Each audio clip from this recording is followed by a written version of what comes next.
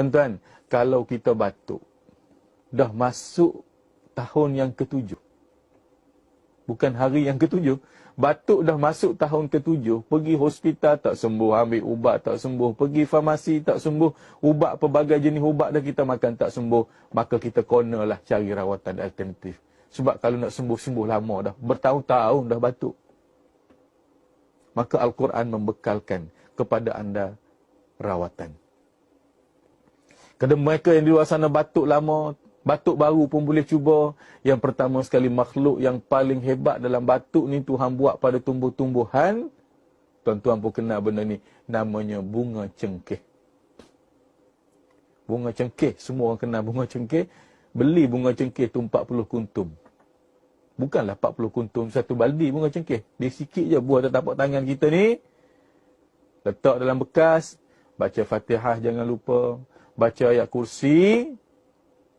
Baca satu ayat dalam Al-Quranul Karim. Yang mana batuk ni daripada dada, daripada paru-paru kita, esophagus dan sebagainya. Maka di mana ayat membicarakan tentang dada manusia, penyakit dalam dada manusia ini. Satu ayat yang berbunyi, tuan-tuan dan puan-puan. Ikut saya baca boleh tak, tuan-tuan? Boleh pahala, boleh ubat. Saya nak baca ayat ni, siapa batuk, nak letak tangan kat dada, baca pun boleh, ganti ubat batuk. Nak baca pada bunga cengkeh, lagi bagus. Letak tangan kat dada, ikut saya baca. Sila penonton. Bismillahirrahmanirrahim. Wa shifaa'un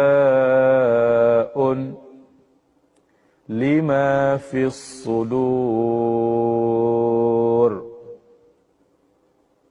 Ya Allah, ya Tuhanku, sembuhkanlah penyakit yang ada di dalam dadaku. Selamat mencuba, tuan-tuan dan puan-puan. Surah Yunus ayat 57.